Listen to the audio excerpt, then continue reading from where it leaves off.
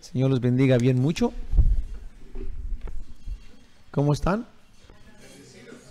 Gloria a Dios, bendito sea el Señor. Nuestro estudio de hoy está en Marcos, en el Evangelio de Marcos, y vamos a continuar de los versículos del 9 al 13. El Evangelio de Marcos es muy bien conocido porque va rápido, no tiene tantos, digamos, discursos de Jesús o los demás que están en los demás evangelios, pero habla más de los hechos de Jesús. Ahí va uno y va otro y va otro y va rápido, pero nosotros vamos a ir poniéndole pausa un poco para entenderlos, y se me hace muy bien como lo hace, como Dios lo dirigió a Marcos, ¿verdad? Porque así nos da chance de investigar y analizar digamos, los puntos que Marcos va diciendo, y nosotros vamos a ver otros puntos de diferentes lugares para, digamos, que comprender mucho mejor por qué lo hizo, qué fue lo que movió a Jesús, o qué fue lo que causó, lo que produjo lo que él había hecho, y eso se me hace muy interesante. Hoy voy a leer los versículos, que es el capítulo 1 de Marcos, versículos del 9 al 13. Dice así.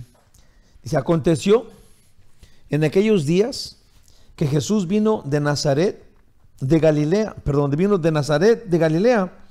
y fue bautizado por Juan en el Jordán. Esto es, Jesús estaba en Nazaret, donde había crecido, y luego pues fue al Jordán, donde estaba Juan bautizando, que era en el desierto. Dice en el 10: luego, cuando subía del agua, vio abrirse los cielos, y el Espíritu como paloma que descendía sobre él. Y obviamente que, como ya dije, aquí nada más dice que Jesús estaba en Nazaret, fue donde estaba Juan, y luego ya nos habla de que él salió del agua. Sí, ya estaba, obviamente se bautizó y todo esto. Dice en el 11: y vino una voz de los cielos que decía: tú eres mi Hijo amado, en ti tengo complacencia. Dice en el versículo 12: y luego el Espíritu le impulsó al desierto. Dice en el 13: y estuvo allí en el desierto 40 días, y era tentado por Satanás, y estaba con las fieras, y los ángeles le servían. Sí, es muy interesante la manera como es que Marcos, como le digo, él va rápido, habla de los eventos, y el que sigue le llaman un evangelio de acción. Entonces, pero nosotros vamos a ir poniéndole la pausa, vamos a ir viendo, analizando un poco los puntos de todos los que él nos está diciendo, sí, y así yo creo que va a salir muy interesante, porque vamos a ver diferentes puntos de los mismos evangelistas, lo cual es bien importante que lo notemos, porque aunque son 4 evangelistas, como ya hemos dicho, que no escribieron, digamos, uno tras otro, muy probablemente Marcos era un jovencito, digamos, con uno de 12, 13 años. Sí, los demás estaban más grandes, digamos que a la edad de Jesús, de 30 años, y él escribe como él miró las cosas.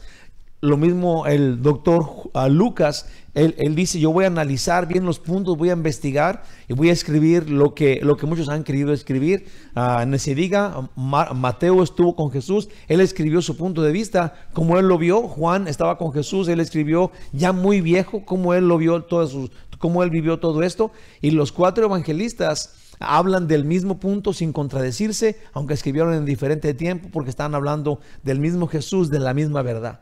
Sí, ahora encontramos, como ya dije, que esta verdad es comprobable, es gloriosa, porque no nomás es comprobable que es verdad, pero luego el contenido de esa verdad es que somos salvos por la gracia de Dios, por creer en Jesús, y eso es un conjunto, hace un paquete súper hermoso. Bueno, vamos a continuar con Marcos. Pues así, para comenzar, un resumen de lo que estuvimos la semana pasada, que comenzamos este evangelio. Pues decir, salvación por la fe, por la gracia de Dios. La buena nueva, que es la noticia de salvación: antes no había sacrificio válido por el pecado, y vino el Hijo de Dios con su evangelio anunciando al Salvador. Sí, el evangelio anuncia a Jesús como Salvador, como una voz. Vino esta persona que se llama Juan Bautista, estaba anunciando el evangelio. Dice, se me hace interesante porque no había, evangelio es la buena noticia de salvación, lo cual no había antes, es la nueva noticia. Si antes no había salvación, no había una forma, no había sacrificio, nadie sabía que un sacrificio podía darnos salvación a nosotros. Sí, pero luego aparece Juan Bautista, empieza a predicar a Jesús, sí, que Él es el que iba a venir y quitar el pecado del mundo, así es como le llama el Cordero de Dios que quita el pecado del mundo. Ahora, esta voz que clama en el desierto, que no tiene ningún crédito de acuerdo a Él, nada más dice que ahí viene detrás de Él uno que era antes de Él, sí, y eso está también interesante, pero esa es la forma que Dios lo está planteando. Sí, y gritaban en el desierto. Apareció Juan Bautista, pues, preparando al pueblo con el bautismo de arrepentimiento, diciendo: detrás de mí viene el Cristo y yo solo lo anuncio. En sí, yo creo esto súper interesante y es algo que me gusta mucho. Juan Bautista era un hombre diferente que los demás. ¿Sí? Digamos que cuando estaba creciendo, él creció en un lugar cerquita de Jerusalén, y luego se fue al desierto, y lo que predicaba él es el bautismo de arrepentimiento. Esto es, la gente tenía que arrepentirse para poder ser parte del pueblo de Dios. Pero le predicaba a los judíos porque él vivía en Jerusalén. Entonces los judíos no tenían que hacer nada para ser el pueblo de Dios. Los judíos eran el pueblo de Dios. Ellos decían: somos hijos de Abraham. ¿Por qué estás diciendo esto? Pero de la forma que él lo hacía y con su honestidad, sin tener que engañar a nadie, sí, la gente empezó ahí. Dice que toda Judea iban a bautizarse. Sí, y aquí comienza a decir que también Jesús fue a bautizarse. Sí, porque era un hombre muy genuino, era una persona que estaba simplemente haciendo lo que Dios había mandado. Y encontramos pues que hay alguien que está dirigiendo la orquesta, hay alguien que está dirigiendo los pasos, y obviamente es Dios. Si de repente uno pensará que no sé si le ha pasado, pero de repente usted lee su Biblia, ora todo el día o lo que sea, o ora en la mañana, en la tarde, si luego nadie se da cuenta. Nadie te dice: ay, qué bueno, qué bonito oras, qué bueno eres. Nadie te dice nada, ¿verdad? Pero ¿qué tiene? Sí, la idea es de que Dios tiene un plan contigo, y cuando tú te entregas a Él, Él tiene planes que tú no sabes. Un día, hace un tiempecito, alguien me dijo que estaba yendo a la iglesia, un muchacho joven. Me dijo que él estaba yendo se está preparando, ¿verdad?, antes de ir al colegio, al colegio bíblico, porque iba a tener unas clases de teología y esto y aquello, ¿verdad? Y le pregunté pues que cuál era su propósito. Y dijo: no, pues es que yo quiero ser pastor, ¿verdad? Y me preguntó que a qué escuela había ido yo. Y yo no fui a ninguna escuela. Sí, Dios... yo le platiqué al pastor Brian y me dijo: no, sí, diles que tú fuiste, dio unas como US, quién sabe qué, como algo de universidad. Y dijo: y eso es que el Espíritu Santo te preparó. Dijo: la universidad del Espíritu Santo te preparó, porque Dios no prepara, no escoge a los preparados, aunque se oiga feo. Él prepara a los escogidos. Sí, porque Él es Él se encarga de traer al que Él va así. Y esta es la cosa. Juan Bautista no se miraba como un gran predicador, pues. No se miraba como alguien que tenía tal vez Pablo, porque él era un político, más o menos, ¿verdad? Tal vez Lucas, que dice que es un doctor, se miraban como alguien que, pues, daba el gatazo, ¿verdad? Como, a lo mejor sus lentitos, no sé si se daban lentes, ¿verdad? Pero Juan Bautista tenía una camisa de pelos de camello, imagínate. Nomás para arrimarte con él, ha de haber olido a puro camello, ¿verdad? Estaba en el desierto. Bueno, y estaba trayendo toda esta gente, porque el plan de Dios es más grande que el de nosotros, pues. Entonces es bueno que estemos preparándonos, que siempre estemos buscando de Dios, porque no sabemos a qué horas Dios nos va a mandar a alguien que tengamos que testificar de Él, y luego tal vez esa persona va a ir al cielo porque Dios te use. Eso es maravilloso. Maravilloso, el Señor es bueno, y eso, gracias a Dios, sucede. Ese es el plan que Dios tiene. Lo digo por experiencia, me ha pasado, y gloria a Dios, es increíble. Tú no tienes nada que ver eso. En eso nada más es de que tú das el evangelio, hablas del testimonio que está en la Biblia, lo que tú sabes, lo que Dios ha hecho contigo, y luego Dios se encarga. Algo que tú no sabes ni preparas, pero el Señor lo hace. Tengo un versículo, pues introducción a estos versículos. Dice: Marcos nos presenta a Juan Bautista, porque aunque ya lo conocíamos desde antes que naciera, sí, porque pues ya sabemos que se le apareció un ángel a su papá Zacarías, y ya conocíamos a Juan Bautista, pero ahora pues Marcos nos lo presenta de grande. Juan nació y creció en un pueblo cerca de Jerusalén, pero un día se fue a vivir al desierto, él solo, aún cerca del río Jordán, y hasta allá vino nuestro Señor a bautizarse. Del lugar donde creció, que era pues Nazaret. Después del bautismo, Satanás tentó a Jesús, y es lo que vamos a ver hoy, que estuvo 40 días en el desierto. Se me hizo interesante que Jesús se fue al desierto por ayunar por 40 días y 40 noches. Si luego después tuvo hambre. Si yo ayuno un día a la semana y, o sea, imagínate 40 días. Wow. No sé si comían alguna clase de insectos o qué, ¿verdad? Pero 40 días es más de un mes, pues. Entonces, claro que tenía hambre, ¿verdad? Y hay gente que practica un ayuno largo, ¿verdad? Pero comen algo, pues comen. Yo tomo líquidos el día que ayuno, ¿verdad? Porque no es si se fijan, el ayuno no debe tomarse como un sacrificio que yo hago para conseguir algo de Dios. El sacrificio, si eso fuera, no tuvieras gozo pues por hacerlo. Sí, y tienes que tener alegría, gozo, paz para hacer esta clase de cosas, ¿no? Entonces, el ayuno es algo en donde tú estás contento con Dios, estás preparando, estás dejando que Él lo haga. Yo por eso lo hago los miércoles, se los prometo, ¿verdad? Porque quiero llegar aquí en paz. Quiero llegar simplemente enfocado, qué es lo que Dios quiere que yo haga. No hay ningún sacrificio de por medio, nomás quiero estar en su mano. Sí, y eso es algo que tenemos que practicar, pues algo que el Señor quiere que hagamos, la oración, el ayuno, eso es lo que Dios quiere que hagamos, leer su escritura. Tengo un versículo acá hablando de lo que sucede cuando eres salvo y de lo que Jesús vino a hacer buscando a Juan. Es en Colosenses 2, del 12 al 13. Dice, sepultados con él en el bautismo. Si se fija, Jesús y Pablo, vamos a estar escudriñando esto, porque cuando Jesús fue al desierto a buscar a Juan, ¿verdad? Junto con toda la gente que se estaba bautizando, entonces cuando Jesús le dijo que se quería bautizar, Juan se rehusó. Él dijo, no, yo no puedo bautizarte a ti. Yo estoy bautizando, mi bautismo es un bautismo de arrepentimiento y de confesión de pecados para una nueva vida. Tú no tienes pecados. ¿Cómo te voy a? Tú bautízame a mí. Sí, y es importante porque Jesús de todos modos fue a bautizarse, porque Jesús nos enseñó a nosotros que cuando te desapareces de la superficie de donde está el aire, ¿sí? Y te mueres, te metes adentro del agua. Sí, Jesús hizo eso. Eso es lo que dice en Romanos 6. Sí, el bautismo es tener con Jesús la muerte y luego con Jesús resucitar del agua, ¿sí? A una nueva vida. Entonces Jesús fue y nos enseñó que eso es algo importante. Juan Bautista dijo, yo bautizo con agua, pero viene uno que bautiza en el fuego del Espíritu Santo, y era eso, ¿sí? A una nueva vida, morir a la vida antigua, salir a una vida nueva con Cristo resucitado junto con Él. Qué glorioso es. Sepultados con Él en el bautismo, en el cual fuiste también resucitados con Él.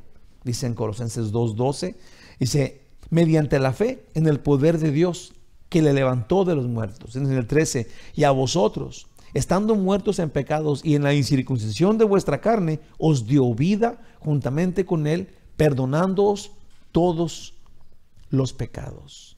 Sí, entonces ya sabemos, el bautismo necesario practicarlo, porque eso es algo que tú haces, que tú entiendes cuando eso ya sucedió en tu corazón, en tu vida. Le entregaste tu vida al Señor, ahora lo practicas. Eso es lo que es. Te mueres al mundo, tienes ahora una nueva vida enfrente de ti. Y de eso vamos a hablar.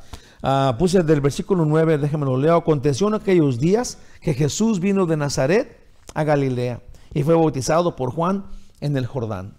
En aquellos días, ¿cuáles son esos días? Ahí va. En realidad, este es el principio de la vida pública de Jesús, ¿sí? Es interesante que hay películas, ¿sí? Hay gente que tiene esta, no sé cómo, lo voy a decir así bien feyote para que se oiga bien suave. Hay gente que tiene este morbo, ¿sí? Que dice, Jesús empezó su vida pública, entonces tuvo que haber tenido una vida secreta. Y empiezan la vida secreta de Jesús. Sí, y eso no es lo que dice la Escritura. Pero la gente lo tiene, es algo misterioso, algo que hay que descubrir. ¿Dónde estaba Jesús antes de salir públicamente? Bueno, pues vamos a investigar un poco eso. Otra vez, en realidad, ese es el principio de la vida pública de Jesús. Con esto no debemos pensar que tenía una vida secreta antes, sino que vivía pues en Nazaret. Dice que vino de Nazaret como un hombre completamente normal, como nosotros. Hermanitos, les aseguro que no existe una vida oculta o misteriosa de Jesús. No sé si ha habido la vida oculta de Jesús. No hay ninguna vida oculta de Jesús. Él creció en Nazaret, él nació en Belén, vino a Nazaret, ahí creció con sus hermanos y hermanas, como dice la Biblia. La Biblia expone todo eso, dice acá. Dice, sino que Dios tiene un tiempo elegido para cada cosa que Él hace y requiere. Si Dios tiene un plan, Jesús muchas veces dijo, mi tiempo todavía no llega. Sí, hay un momento en donde Él iba a salir enfrente, a ir a la cruz y morir por nosotros, pero cada uno de nosotros tenemos un tiempo.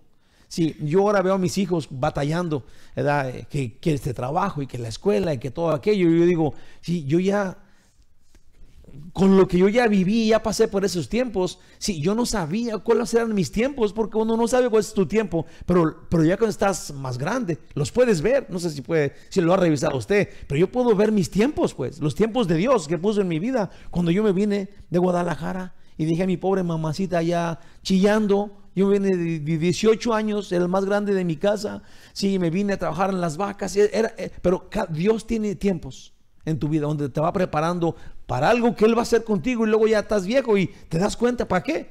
Porque ahí está, ahí te lleva todavía. Y un día también va a llegar el tiempo en donde vamos a dejar este mundo, lo cual, ¿a quién le importa cuando vas a tener la vida eterna enfrente de ti, en perfecta alegría, en gozo eterno? Sí, porque Dios tiene tiempos. Nosotros tenemos que basarnos y confiar en Él. Amén. Confiar en Él, en sus tiempos. Después de que Jesús nació en Belén, regresaron a la ciudad donde tenía su casa José y María. Nació en Belén, luego se fueron pues a Nazaret, donde ellos estaban, donde María y José vivían. En Nazaret, después de haber cumplido con todo lo prescrito por la ley del Señor, volvieron a Galilea, a la ciudad de Nazaret. Dice Lucas 2, del 40 al 42, y el niño crecía. Fíjate nomás qué bonito que Dios nos explique, sí, para borrar de la mente, esas mentes corruptas, sí, en donde, ¿dónde está la vida oculta de Jesús? Aquí dice que cuando llegaron a Nazaret, cuando había nacido en Belén, fueron a Nazaret, y luego ahí crecía el niño normal. Y se fortalecía como todos los demás niños. Dice allí, el niño crecía y se fortalecía y se llenaba de sabiduría, y la gracia de Dios era sobre él. Iban sus padres todos los años a Jerusalén en la fiesta de la Pascua. Cuando tuvo 12 años, ¿sí?, una infancia normal, después llegó a tener 12 años, subieron a Jerusalén conforme a la costumbre de la fiesta, ¿sí? Y esa es una historia que si la estudiamos teníamos que llegar allá cuando fue. Estaba dándole una cátedra a los maestros de la ley, ya le estaban haciendo preguntas, todo esto. Cuando tenía 12 años, que se le había perdido a sus papás por 3 días. Bueno, hermanos, la gente del normal conocía pues a Jesús y a sus papás, y a sus hermanos y a sus hermanas, y hasta conocían a qué se dedicaban esa familia. En Mateo 13:55 dice, ¿no es este el hijo del carpintero? Obviamente que Juan era carpintero, porque Jesús era el hijo del carpintero. ¿No se llama su madre María y sus hermanos Jacobo, José, Simón y Judas? Marcos nos da más detalles. Marcos aquí nos da más detalles. En Marcos 6, versículo 3. ¿No es este el carpintero? O sea, el hijo del carpintero pasó a ser el carpintero. ¿Te digas? ¿Dónde está lo oculto? ¿Cuál es el misterio? Jesús vino de Belén, se fue a Nazaret, creció bien a gusto, tenía 12 años. Después siguió con el oficio de su papá, que también se hizo carpintero como su papá. Sí. Dice, ¿no es este? En Marcos estoy. ¿No es este el carpintero, hijo de María, hermano, sí, también hermano de Jacobo, de José, de Judas y de Simón? ¿No están también aquí con nosotros sus hermanas? Y se escandalizaban de él, sí, por lo que ahora estaba haciendo, pero lo conocían muy bien. Era hermano de estos y de estas. Hermanitos de mi corazón, es para mí emocionante que la Biblia nos dé detalles exactos, porque en nuestra salvación y vida eterna, podemos absolutamente comprobarla con la verdad escrita, certificada y sellada con el sello de Dios. si podemos discernir, si podemos saber que la Biblia es un libro comprobable como verdadero escrito, cuando se dijo que se escribió por la gente que se escribió, comparable de 4 personas que escribieron de lo mismo en diferentes tiempos, entonces el contenido de la Biblia, que es la salvación a los hombres por la fe en Jesucristo, por la gracia de Dios, es también verdadero. Es más glorioso saber el contenido que lo que la gente puede, digamos, discernir o entender que el libro es verdadero. Pero si el libro es verdadero de acuerdo al mundo, el contenido también. Y eso es muy hermoso. Sellado por Dios. Cuando Jesús fue bautizado tenía 30 años. Y Juan menciona 3 Pascuas con Jesús, lo cual nos da un Jesús ya resucitado como de 33 años. En Lucas 3:23 dice, Jesús mismo al comenzar su ministerio era como de 30 años, dice Lucas. Hijo, según se creía, de José, hijo de Elí. Sí, y ahí seguía la genealogía. Hasta aquí, yo no sé, yo me emocioné cuando estaba estudiando esto. ¡Wow!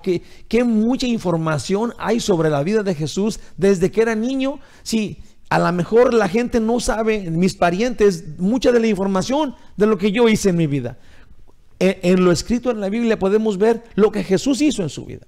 Desde que nació hasta que llegó a levantarse en el aire, a irse con Dios y ser ascendido al cielo de 33 años. Sí, gloria a Dios. Entonces, súper confiados podemos decir que aquel niño que nació en un pesebre y que fueron a adorar los pastorcillos y junto con él millones de ángeles, creció en Nazaret bien a gusto, y a los 12 años de edad le encontraron sus papás dentro del templo dando una cátedra a los maestros de la ley. Y más, sabemos que aprendió el oficio de José, su papá, y seguro tenía callos en las manos y cortadas y andaba lleno de aserrín. ¿No creen? ¿No creen que sea esto posible? Si era un carpintero. Sí, sabemos mucho de él. Sabemos mucho de él. Él y sus hermanitos, y por años les hizo camas y sillitas a los vecinos, obviamente. Y cuando cumplió 30 años comenzó algo glorioso. En realidad, lo que comenzó cuando tenía 30 años era el propósito para lo cual él vino. Hasta que cumplió 30 años, empezó su vida pública, esto es, empezó a funcionar como el Hijo de Dios que vino a salvar. Antes de esto, no hay ninguna vida oculta. Es una vida que podemos comprobar, una vida normal que Jesús, nuestro Señor, vivió absolutamente, dice la Biblia, con 0 pecado, como un ser humano como nosotros, pero sin pecado. Y eso tenemos que aprenderlo, porque nosotros tenemos que caminar y aprender como Él caminó y vivió. Porque Él no tenía, digamos, aún siendo Dios, sí, Él, aquí mismo vamos a ver que es tentado. Sí, el ser tentado no quiere decir pecar. Es si te dejas golpear por la tentadura, entonces se convierte en pecado. Sí, pero si eres tentado, pero no caes en pecado, entonces no caes en pecado. Sí, y Jesús, un ser humano común y corriente, porque por eso murió en la cruz, para eso vino, sí, nunca pecó. Nunca pecó, y tenemos que aprender de eso.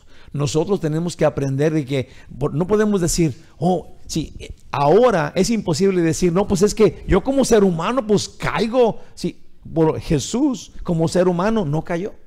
Y por eso es nuestro ejemplo a seguir. Todos somos seres humanos, ahora como Jesús, ser humano. Entonces, la excusa de que, oh, pues es que todos somos seres humanos, bueno, sí, todos somos seres humanos y todos somos pecadores, y Dios entiende mucho más eso que nosotros, pero Jesús como ser humano, con todas las debilidades del ser humano, nunca pecó. Nunca pecó. Entonces es un buen ejemplo a seguir para fortalecer nuestras vidas, para fortalecer nuestras decisiones que hacemos. A esto vino Jesús, a morir por nosotros. De 30 años para adelante manifestó eso. Aquí, hermanos, comienza la vida pública de Jesucristo, Hijo de Dios, cuando dejó Nazaret para ir al desierto a encontrarse con Juan Bautista para ser bautizado. Versículo 10 dice, y luego cuando subía del agua, vio abrirse los cielos y el Espíritu como paloma que descendía sobre él. Juan Bautista predicaba una predicación para la pronta, una preparación. Predicaba una preparación para la pronta venida del Mesías. y les bautizaba con el plan de arrepentimiento para perdón de los pecados y un cambio de vida. Si eso sería el plan que Juan predicaba. El Mesías ya viene detrás de mí. Arrepiéntanse, confiesen sus pecados, cambien de vida. Porque ya viene el Señor para hacer de Él. Eso es lo que Él predicaba y anunciaba. En Lucas 3:3 dice: y Él fue por toda la región contigua al Jordán. Esto es, fue al desierto, pero no se apartó del río Jordán, predicando el bautismo del arrepentimiento para el perdón de pecados. Vamos a ver.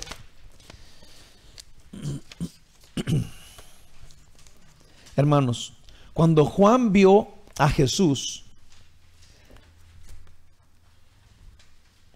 a quien no había invitado, esto es, Juan Bautista no invitó a Jesús a venir a bautizarse, sino que nada más se le apareció ahí a un lado.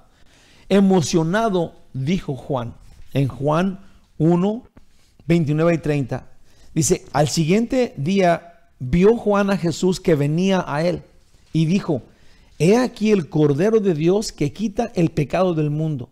Este es aquel de quien yo dije: después de mí viene un varón, el cual es antes de mí, porque era primero que yo. Si Juan anunciaba que detrás de él venía uno, si anunciaba que venía el Mesías, sí, y cuando lo vio venir dentro de la multitud dijo: este es, públicamente. Sí, todo esto, hermanos, les prometo que es algo que tenemos que tomar en consideración. No es cosa poca, sí, porque Juan Bautista fue anunciado antes de que naciera. Sí, como una persona que iba a anunciar al Mesías. Sí, era 6 meses más viejo que Jesús. Porque cuando María lo encontró, Elizabeth tenía 6 meses de embarazo, dice la Biblia. Entonces ya estaba embarazada María, entonces se llevan 6 meses. Sí, él vivía cerca de Jerusalén, Jesús vivía en Nazaret. Sí, cuando Juan lo ve, dice: este es el que yo decía. Este es el Cordero de Dios que quita el pecado del mundo. ¿Tú crees que Juan, conociendo esto, sabiendo lo que Dios le había dicho que hiciera, sí, ¿cómo crees que le iba a bautizar? Si él predicaba un bautismo para perdón de pecados y él dice: este es el que quita el pecado del mundo. Sí, tenía que haber, obviamente hubo una confusión en Juan. ¿Cómo te voy a bautizar yo a ti, Jesús? Tú eres el Mesías. Sí, vamos a ver. Después viene un varón antes de mí, porque era primero que yo. Y les prometo, hermanos, que Juan Bautista no lo entendía. Entonces Jesús es él pensaba esto: Jesús es el Cordero del sacrificio por el pecado. Si es el Cordero que va a ser sacrificado para el perdón de los pecados, no puede venir a bautizarse con el bautismo del arrepentimiento, especialmente porque Jesús nunca pecó. Entonces Juan estaba confundido. Jesús había venido a perdonar, no a recibir el perdón. En Juan 1, 29 y 30 dice: el siguiente día vio Juan a Jesús que venía a él y dijo: aquí el Cordero de Dios que quita el pecado del mundo. Este es aquel a quien yo dije: después de mí, ya leí, viene antes de mí porque era primero que yo. Simplemente Juan no quería bautizar a Jesús, punto y aparte.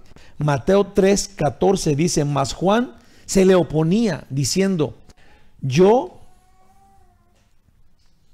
necesito ser bautizado por ti, ¿y tú vienes a mí? Juan conocía la pureza del Rey de Reyes y Señor de Señores. Juan pues no bautizaba a nadie que no confesare arrepentido sus pecados. Aún Jesús era sin pecados. Entonces Juan bautizaba a la gente para arrepentimiento, pero si no se arrepentían de sus pecados, pues entonces Juan no los bautizaba. Ese era el plan. Se tenían que arrepentir de sus pecados. Entonces ya él los pasaba y le decía: ok, vamos al agua, y aquí Dios te va a perdonar tus pecados, pero tenías que arrepentirte y confesar tus pecados para ser perdonados. En Marcos 1:5 dice: y salían a él toda la provincia de Judea y todos los de Jerusalén, y eran bautizados por él en el río Jordán, confesando sus pecados. Entonces, arrepentimiento anunciaba que tenías que hablar de tus pecados ante Dios. Sí, yo no sé si esto era algo público, su confesión o no, pero Juan Y esas personas, sí, estaban confesando sus pecados, arrepentidos frente a Dios, y luego Juan los bautizaba. Pues Jesús mismo se hizo pecado por nosotros. Eso es lo que Juan no entendía, y eso es lo que nosotros tenemos que entender. Sí, Jesús tomó nuestro pecado y lo mató en la cruz. Esto es, cuando Jesús se sumergió en el agua, con Él morimos todos, con Jesús, porque Él se hizo nuestro pecado.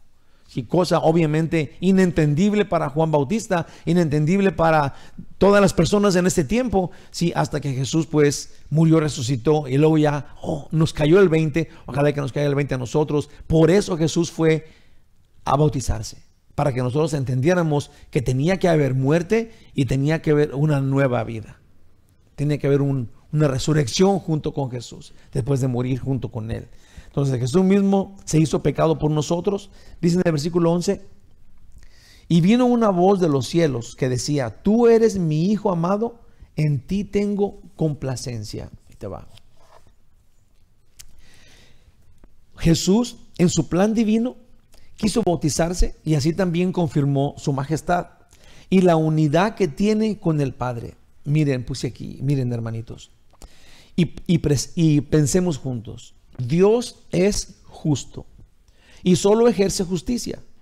Pero nuestra pregunta debe ser así: ¿por qué no ejerció justicia contra nosotros? Esto es, el pago del pecado es muerte. Entonces lo que Dios necesita hacer, siendo Él un Dios justo, era destruirnos con nuestro pecado, ¿sí?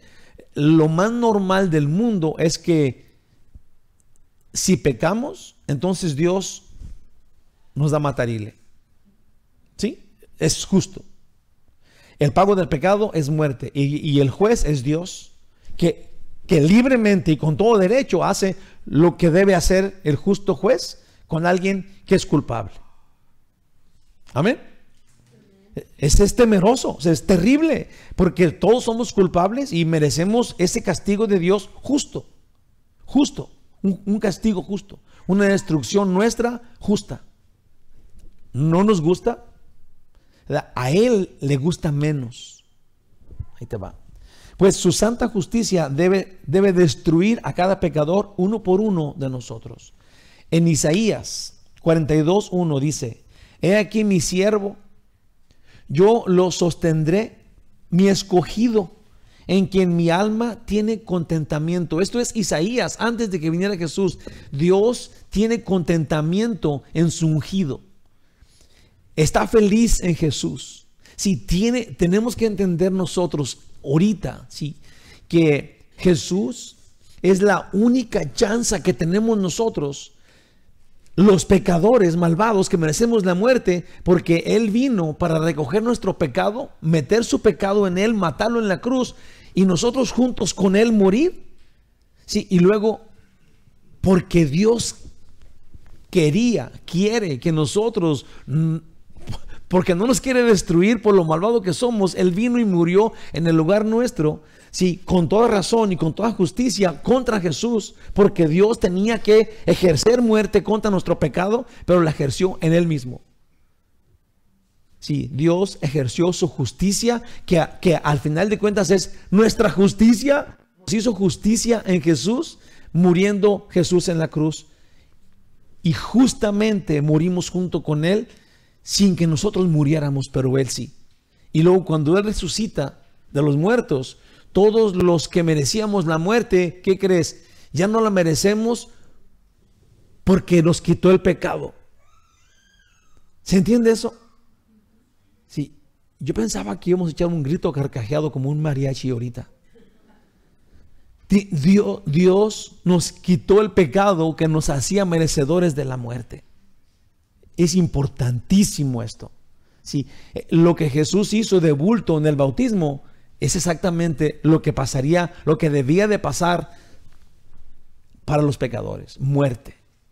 Pero luego Jesús vino, murió por nosotros, resucitó dándonos la vida, y ahora Dios se complace, dice Isaías, en Él, en su ungido, y se complace en todos los que estén en el ungido. Si nosotros tenemos que saber, hermanos y hermanas, que nosotros le somos agradables a Dios.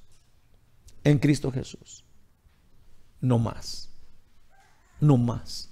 No tenemos chance frente a Dios por lo malvado que somos. Pero en Cristo Jesús le caemos bien. Él se complace en Cristo, y si tú estás y yo estoy en Cristo, entonces complacemos a Dios. Él tiene complacencia en nosotros, en Cristo. Isaías 42, otra vez lo voy a leer. 42:1. He aquí mi siervo, yo lo sostendré, le sostendré, mi escogido, en quien mi alma tiene contentamiento. He puesto sobre él mi espíritu. Él traerá justicia a las naciones. Gloria a Dios. Es en Isaías 400, 500 años antes de que viniera Jesús. La exigencia divina es muerte al pecador. Y Dios descargó su espectacular justicia contra Jesús. Y así mató nuestro pecado. Y cuando Jesús resucitó, única y exclusivamente cristianos ahora han complacido a Dios. Esto es, si no estás en Cristo, si no eres de Cristo, no importa qué religión vayas, ni qué religioso seas, y cuántas obras y cuántas caridades y sacrificios hagas en la vida. No, ahí te va, no puedes complacer al Dios vivo, al justo juez. No puedes complacerlo de ninguna forma. No importa quién seas, a dónde vayas, qué hagas. Cuando eres de Cristo, es en Él que Dios tiene complacencia ahora pues en ti, por Él. Wow, ¿sí se entiende eso? Puse acá. Este es mi Hijo en quien tengo complacencia. En Efesios 1:5 dice, en amor, habiéndonos predestinado para ser adoptados hijos suyos por medio de Jesucristo, según el puro afecto de su voluntad. Sí, hay entre los cristianos hay esta clase de malentendido. Yo no sé, no debía ser tan importante, porque no debía ser tan importante, pero la política entre los humanos es tan grande, y digamos que a lo mejor como clase de soberbia, yo lo entiendo así, y si tú no lo entiendes así, entonces somos contras. Le llaman la predestinación, la doctrina de la predestinación. Grandes cristianos, digamos grandes personalidades cristianas a través de la historia han peleado, se han distanciado porque creen a unos en la predestinación y otros no creen en la predestinación. La predestinación es de que aquí dice que nosotros fuimos predestinados a ser salvos en Cristo antes. Jesús dijo que antes de la fundación del mundo. Esto es, Dios, Jesús, antes de que el mundo fuera creado, decidió Él ser el Salvador. Ahí te va. La diferencia es esta: de todo aquel que crea. Entonces, la evangelización tiene sentido porque estás llevando el evangelio a personas de todo el mundo, y luego cuando quien sea una prostituta, un homosexual, un matón, quien sea que escuche el evangelio y se arrepienta de sus pecados, entonces recibe a Jesús como su Señor y Salvador, y el sacrificio de Jesús en la cruz es para él. Entonces él queda libre de pecado, quien sea que seas, y entonces entiendes que estabas predestinado por creer en Jesús desde siempre.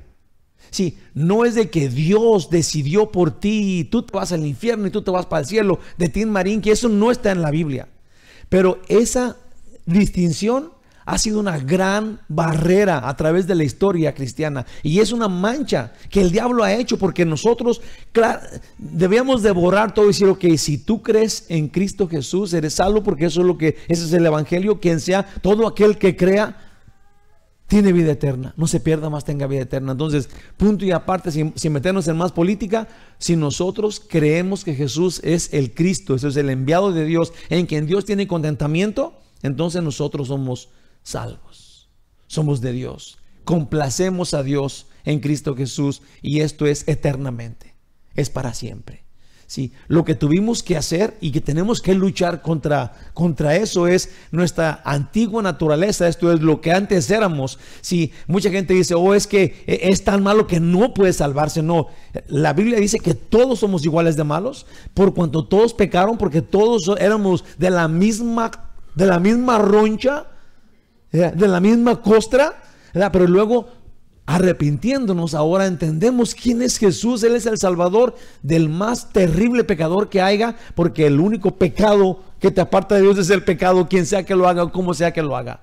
Si ya no tienes el pecado porque Jesús te quitó el pecado, porque Él es el Cordero que quita el pecado del mundo, no importa qué hayas hecho. Sí, no importa qué hayas hecho. Sí, vas al cielo por la fe en Jesucristo, por la gracia de Dios. También eso los humanos somos tan malos, de veras. Hay gente que dice, no, es que este no puede ser salvo, ha sido muy malo. Y qué bueno que nosotros no somos los jueces. Qué bueno que nosotros no somos los jueces, porque te aseguro que ha habido en la vida gente así que digamos que mata niños y se los come, ¿verdad? Que mató a su mamá y se la comió para que se oiga más feo, ¿verdad? Si ese se arrepiente de sus pecados, lo vamos a encontrar en el cielo nosotros, los que no hemos sido tan malos. ¿Cómo ven?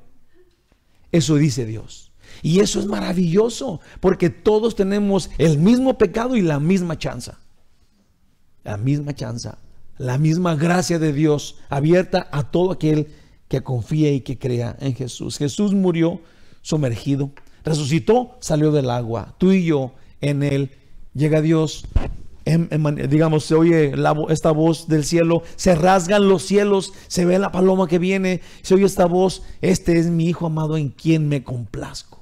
Y esto nos hace saber que el que sea que haya muerto en Cristo y resucitado con Él, complace al Padre. El Padre le caemos bien ahora. Así de sencillo. Versículo 12 dice: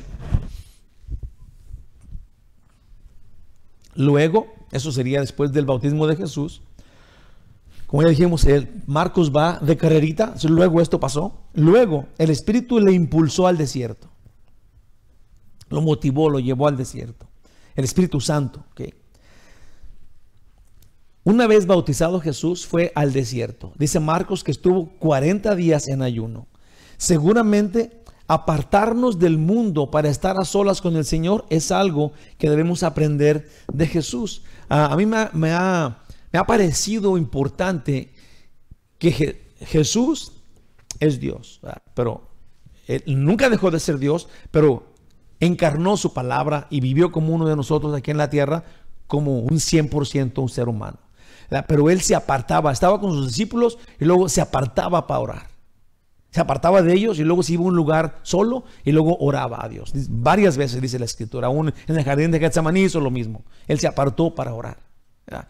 Y Él se apartó al desierto. Después del bautismo se apartó al desierto. Yo digo, hermanos, que eso pues me llama la atención, porque aunque sí tenemos que estar orando unos por otros, ¿verdad? Y tenemos una iglesia en donde podamos orar juntos, ¿verdad? Por los que están malos o enfermos o lo que sea, unos por otros, ¿verdad? Pero tenemos que entender que de alguna forma el Señor quiere que nosotros personalmente a solas estemos con Él.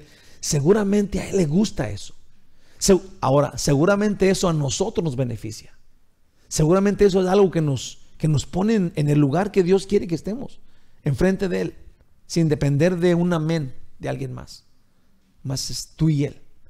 Y eso es muy importante que lo hagamos siguiendo los pasos pues de Jesús. Amén. Versículo 13.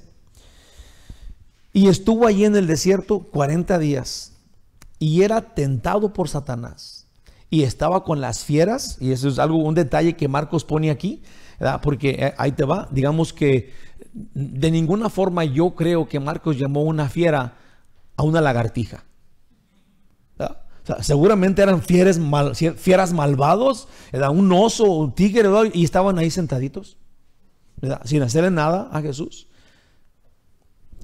Y luego dice, y los ángeles le servían. Súper importante, ¿verdad?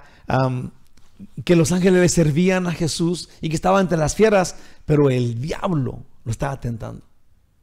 Sí, el diablo con su poder malvado, supernatural, las fieras no le hacían nada, los ángeles estaban sirviendo a Jesús y el diablo estaba metiendo sus ciñazos y cizaña. Sí, queriendo, entre comillas, el sinvergüenza, tentar al Dios Todopoderoso, porque él sí sabía. ¿verdad? Y te doy todos los reinos de la tierra si me adoras. Si todas esas cosas, esas tentaciones que el diablo le puso a Jesús cuando era 100% hombre, no cayó. Jesús lo destruyó y nos dio el arma para destruirlo, que era escrito está. Escrito está. Así de sencillo. La palabra de Dios escrita está, tiene todo el poder para destruir al diablo. Que no se nos olvide y no la menospreciemos. Nosotros no tenemos el poder para, yo te digo que no. Nosotros tenemos la palabra de Dios. Y en la palabra de Dios está el poder para destruir al diablo. Sí, Jesús nos la dio, no es mi opinión. Es súper interesante e importante de aprender. Dice acá, puse así, hay aquí algo muy importante. Jesús es Dios, pero no aparentaba ser hombre. Es el verbo de Dios hecho carne. Esto es, Jesús en la tierra era un hombre 100%. ¿Estamos de acuerdo? Sí, Él nunca dejó de ser Dios, pero aquí en la tierra era la palabra de Dios encarnada. 100% hombre. Y tuvo hambre por lo mismo. En Mateo 4, del 2 al 4 dice, y después de haber ayunado 40 días y 40 noches, tuvo hambre. Y vino a él el tentador, para empezar, y le dijo, si eres hijo de Dios, di que estas piedras se conviertan en pan. Él respondió, y yo estaba pensando en esto. Marcos dice, estaban las fieras, estaban los ángeles sirviéndolo, ¿verdad? No había ningún problema, él estaba ayunando, estaba en oración con Dios. Y el diablo le dice, tienes hambre, pero eres Dios. Es decir, yo creo que tenemos que ser bien listos, porque a mí me ha pasado muchas veces que yo a veces estoy orando, estoy pidiéndole a Dios, ¿verdad? Y luego me estoy acordando de los trabajos que tengo que hacer aquí en la iglesia. Hay que poner un enchufe acá y a lo mejor va a ser un corto y, oh Dios mío, y me cacho en eso y digo, ¿por qué no estoy poniendo atención? ¿Verdad? Yo solo, nadie me está interrumpiendo, pero el tentador, sí, que está allí a ver qué puede molestarme, me está pellizcando, haciendo cosquillas, ¿verdad? Me da sueño, pero ¿qué no soy yo? O sea, si yo tengo el Espíritu Santo y soy hijo de Dios, mi compromiso con lo que yo soy, con lo que Dios me dio, con Él, sí, me debe de dar el poder para seguir orando, tener conciencia de lo que estoy diciendo, porque muchas veces pierde uno conciencia cuando ya es noche, ¿verdad? Y ya no sabes si es amén o qué, o vas a empezar o qué, ¿verdad? Pero es bueno tener conciencia, porque los ángeles estaban sirviendo a Jesús y Él estaba a un lado. A ver, convierte esto en pan. ¿Tienes hambre? O sea, tenemos que conocer a nuestro enemigo y también saber que está vencido. Pues tenemos las armas para vencerlo. No es que a nosotros no nos va a funcionar eso. Por eso está aquí. Dios nos dio cómo destruirlo, y eso es con su palabra, con el verbo de Dios, que es Jesús. Ahora, escrito está, voy a leerlo otra vez aquí nomás en el 3. Dice, y vino el tentador y le dijo, si eres hijo de Dios, di que estas piedras se conviertan en pan. Él, Jesús, respondió y dijo, escrito está, no solo de pan vivirá el hombre, sino de toda palabra que sale de la boca de Dios. Marcos nos dice que Dios calmó las fieras y los ángeles servían a Jesús. Aún Satanás lo atacaba tentándolo de todas las formas que podía. En Hebreos 2:18 dice, pues en cuanto él mismo padeció siendo tentado, es poderoso para socorrer a los que son tentados. Cuando yo leí esto, hermanos, se los prometo que no pude seguir normal. Qué importante es esto. Ya dije, yo estoy orando, ¿verdad? Y de repente me estoy acordando de mi mamá y de mis hermanos y me pierdo en la oración, ¿verdad? Y, ay, Señor, perdóname. Pero ¿sabes qué? Dios sí te perdona, porque Él sabe quién eres. Sí, Él fue un hombre normal, por eso vino acá. Él dice, Él siendo tentado sabe y te comprende cuando tú eres tentado. ¿No te da gusto? Sí, no es de que ahora vamos a contarnos, o sea, a no poner atención porque no va a comprender, pero ahora ya sabes, pues, ¿verdad? Que cuando tú caigas porque se te pasa la mente por otro lado, entonces pide perdón rápido y continúa haciéndolo. No nada más cuando estás orando, digamos que en tu vida normal, tu compromiso que tú tienes con Dios. A veces me sueno, por ejemplo, ustedes están aquí los miércoles, ¿verdad? Son los más educados aquí de toda la iglesia, ¿verdad? Porque digo, vengan los miércoles, a la gente del domingo no vienen, ¿verdad? Y a veces me digo, ay, qué regañón, ¿verdad? ¿Para qué les digo? Pues cada quien. Pero ¿sabes qué? Está bien, ¿qué tiene? ¿verdad? Porque el Señor nos da un compromiso con Él. Entonces, nomás tenemos 2 estudios, es domingo y miércoles, ¿verdad? El que quiere venir el viernes, ojalá y que se llenara también el viernes, pero si te fijas, tenemos una sola vida y somos de Cristo. Entonces, si tenemos que hacer esto, te prometo que es mejor venir a la iglesia el viernes a quedarte a ver Los ricos también lloran el viernes, o la novela que veas. Sí, es mucho más provechoso para nosotros, los cristianos, juntarnos con los hermanos y con las hermanas, orarnos por otros, sí, y luego irte a tu casa. Ahora sí, que venga el Chavo del 8. Pero ya vienes, ya cumpliste con lo que Dios te dio a ti. Dios te da tanto, nos da tanto a todos. También tenemos que usar eso para su gloria. No nos quita lo otro, no nos quita la tele, no nos quita una buena hamburguesa de In-N-Out. O sea, el Dios nos da todo eso. Entonces, con todo lo que tenemos, hay que planear nuestro tiempo. Es bueno hacer eso. Organizar tu tiempo que tienes con Dios. Tu tiempo de oración, pues importantísimo. El Señor se apartaba para orar. Nosotros también tenemos que buscar esos tiempos de estar con Él a solas. A Él le gustan. Otra vez, Hebreos 2:18. Pues en cuanto Él mismo padeció siendo tentado, es poderoso para socorrer a los que son tentados. Gloria a Dios. Hermanos, Jesús fue tentado como un humano, aún Él nunca pecó. Pues el pecado no es ser tentado, sino con autoridad vencemos la tentación. Sí, Chuck Smith decía, el pecado no es dejar que un pajarito vuele, ¿verdad?, en tu cabeza. El pecado sería que dejes que anide en tu pelo.